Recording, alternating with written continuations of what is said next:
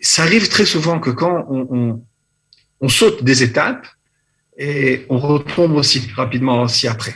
On vit de grandes choses et puis au début on est plein de lumière et après on se met à buter devant des toutes petites choses. Ce qui nous aide énormément, D'accord. c'est pas juste l'étude de la Torah. Et encore une fois, l'homme est chané, quoi. Ça change pas ce qu'on étudie. Tout ce qu'on peut étudier, ça nous garde comme ça des yeux ouverts.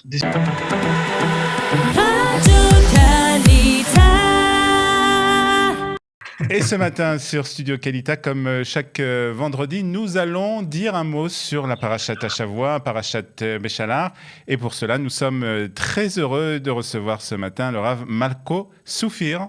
Rav Soufir, bonjour.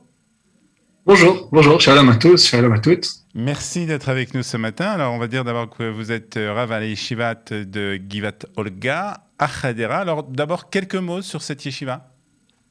D'abord, c'est Yeshivat Givat Olga, c'est une yeshivat Esder et Gvoa. C'est une yeshiva d'Israéliens, mais il y a aussi énormément de francophones.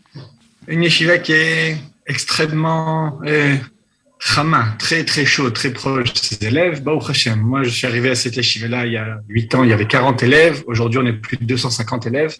Elle est en pleine expansion. Baruch Hashem. Alors, c'est pas seulement les élèves, il y a quelques élèves francophones, mais je crois qu'aussi les fondateurs, le Rosh Yeshiva a des origines francophones. Exactement. Le Rosh Yeshiva était francophone. Un de ses frères, qui est aussi Ramallah Yeshiva, quasiment la moitié des rabbanim parlent français.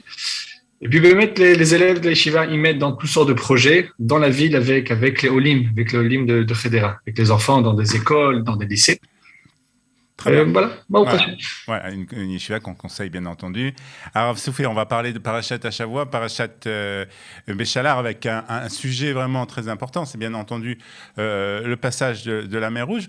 Mais vous avez choisi de nous parler d'un sujet qu'on a peut-être tendance à oublier tellement cet événement est important, le passage de la mer Rouge. C'est un passage qui arrive tout de suite après, en fait, après cet événement, ce miracle, ce grand miracle du passage de la mer Rouge, et un événement un peu moins, on va dire... redisant. Voilà. Et c'est le passage de ce qu'on appelle Mara. Ce qui s'est passé, c'est que vraiment quelques jours après la mer Rouge, c'est le grand miracle, c'est le chant Shirat Hayam, c'est une grande élévation que tout le peuple juif a vécu. Mais on voit que vraiment 3 jours après, on est dans un état où Marimhem, on est devant de l'eau amère, on n'a pas de quoi boire. Il y en a qui disent que nous-mêmes, on est devenus amers et tout est devenu comme ça lourd et difficile. On s'est mis à se plaindre. Quelques jours avant, on dit Shirat Hayam, on pointe du doigt Zeli Vanve, où on voit Kadosh Baruch Hu, le créateur, et puis quelques jours après, on se comporte comme des petits enfants qui se plaignent pour des petites choses. Ils avaient soif, mais ils auraient pu demander sans se plaindre comme ça.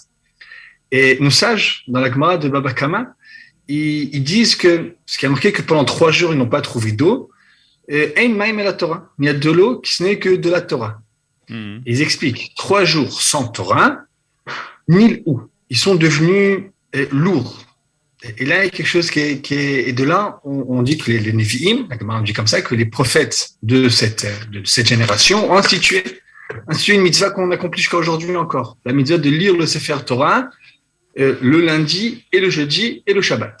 C'est de là qu'on sort cette halakha ou cette tradition de lire la Torah, ce décret de lire la Torah donc le lundi, jeudi et Shabbat, pour pas qu'on oublie la Torah. Alors, ce qui est intéressant, c'est pas qu'on oublie la Torah, c'est qu'on voit que même le langage comme ça de la Gemara, c'est on décrétait qu'on lit, qu'on fait une pause le dimanche, et puis on relit encore. On fait une pause mardi, mercredi, et puis on lit encore.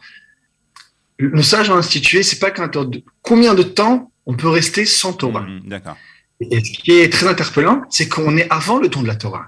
C'est-à-dire qu'avant même qu'on a reçu, c'est-à-dire que toutes les mitzvot qu'on accomplit, toutes les obligations qu'on a, on les accomplit avec le matin de Torah, avec le don de la Torah. Et là, on est avant même le don de la Torah, et puis il s'avère que 3 jours sans Torah, pour nous, c'est invivable. C'est-à-dire qu'on a une nouvelle dimension de la notion d'étude de la Torah. On a une étude de Torah qui est un devoir que chacun d'entre nous a, comme toutes les mitzvot, il y a 613 mitzvot, une de ces mitzvot-là, c'est l'étude de la Torah. Mais là, on voit que l'étude de la Torah, ça devient un besoin vital. C'est comme pour notre santé, spirituelle, et puis on voit notre santé mentale, psychique. Et il y a d'autres comme ça, d'autres midrashim, qui expriment ça. Que la Torah, vraiment, on considère ça comme un médicament. Il y a marqué des samtem et des varayel. On dit ça tous les jours, 3 fois par jour dans le Kriyat Shema. Vous mettrez ces paroles-là. Et les sages, dans la Gemara de Kiddushin, ils apprennent de ce pasuk-là, des samtem, sam-tam. Sam, c'est une drogue, mais sam, c'est surtout un médicament. C'est un médicament parfait.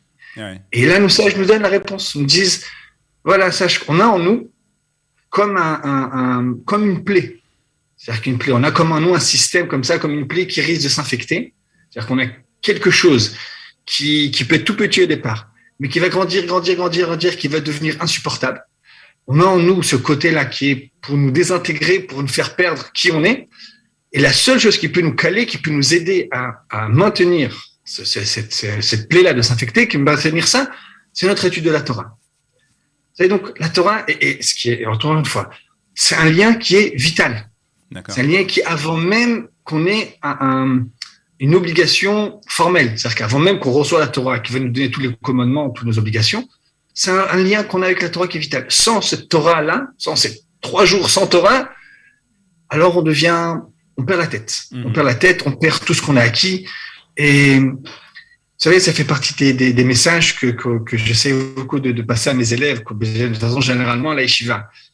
Toujours la question, est-ce que la yeshiva, c'est une étape, c'est comme une préparation à la vie? C'est évidemment, oui, c'est vrai que ces années à la yeshiva, ça prépare pour la vie, mais ce qui prépare surtout, ce qu'on essaie, c'est de donner de l'amour de la Torah, et de bien ancrer cette idée-là, que toute notre vie, on doit rester lié à la Torah comme une perfusion. Et encore une fois, donc, évidemment, aujourd'hui, on a plus que le choix. On a plus que le choix, quoi étudier, comment étudier. Et Baruch Hashem, on vit vraiment une époque où il y a pour tous les goûts, il y a pour tous les niveaux. Il y en a qui aiment de la Chassidut, Chabad, Breslev, il y en a qui aiment le Rav Kook, il y en a qui aiment le Maral de Prague, il y en a qui aiment, il y en a même de la Halacha, de la Haggadah, il y en a qui aiment de la Gemara, Iyun, Pkiut, tous les niveaux, toutes les sauces, tous les goûts. Il y a absolument de la Kabbalah aussi, il y en a qui veulent des choses plus profondes. Et on n'a vraiment que le choix aujourd'hui. Je voudrais quand même revenir à ce qui s'est passé dans le désert avec cet événement de Mara, donc où les Bnei Israël se sont plaints de ne pas avoir de l'eau, de ne pas avoir de l'eau potable en tout cas. Donc c'est un événement qui se passe 3 jours après un miracle. Est-ce que c'est pas un manque de reconnaissance par rapport à Kadosh Baruch Hu? Oui, c'est parfaitement. Ça va dans sa manque de reconnaissance. Et puis surtout, on a l'impression vraiment que c'est comme une Nesiga Chora, c'est comme revenir en arrière. Vous savez, l'événement de la mer Rouge, c'est un événement d'une grande élévation qui s'est fait d'un coup, qui s'est fait comme ça, sans préparation, sans exactement toutes les étapes. Vous savez, on dit que dans la mer Rouge, on était tous devenus prophètes. Devenir prophète, généralement, ça doit prendre des années et des années de travail. Et là, d'un coup, tout le monde est pu devenir prophète.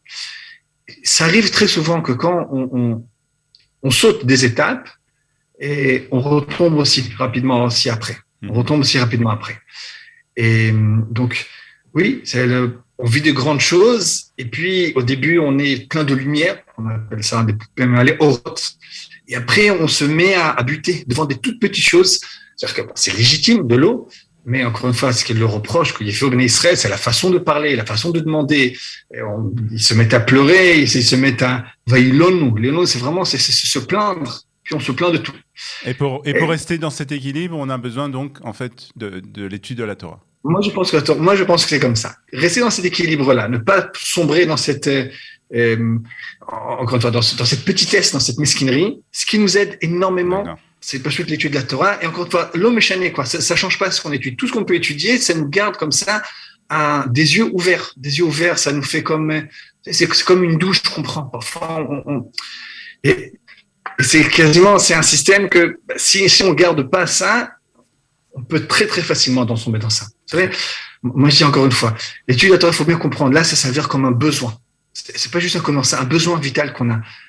Moi, parfois, je trouve je parle avec des élèves plusieurs années après leur étape à la yeshiva, et je dis, nous, comment ça se passe, on étude? Ils me disent, tu sais, j'ai pas trop le temps, je dois aller au travail, jusqu'à très tard, je suis fatigué. Et comme ça, dans des cas comme ça, je dois pas mal les secouer.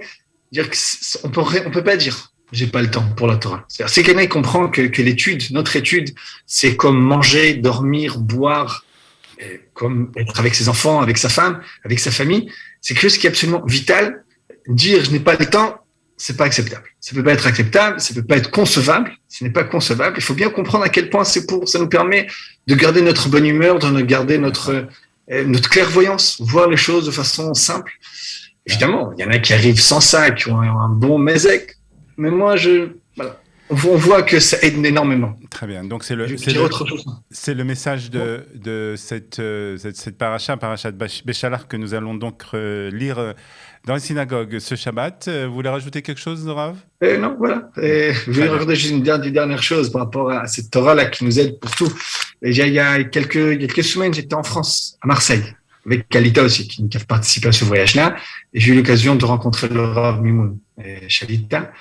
Et je me pose la question parce que on me pose pas mal de questions. Je suis de plus en plus en contact avec des keilotes et des gens qui ont des malheurs, qui ont des choses joyeuses aussi, des mariages. Moi aussi, je me dis comment on fait pour aider ces personnes-là. Il m'a dit regarde, tu dois t'annuler d'abord. Tu t'annules complètement à eux. Tu n'existes plus, tu n'es que pour eux. Et tu verras que la Torah que tu as va ressortir et va retrouver exactement les mots que tu auras pour pouvoir les aider.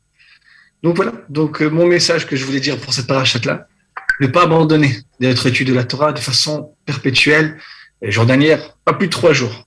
Et il y en a pour tous les goûts, il y en a pour tous les âges, pour tous les niveaux. Et grâce à ça, on peut avancer, progresser et vraiment s'enrichir de jour en jour. Rav Molko Soufir, merci beaucoup d'avoir été ce matin avec nous sur Studio Kalita. Shabbat Shalom. Shabbat Shalom.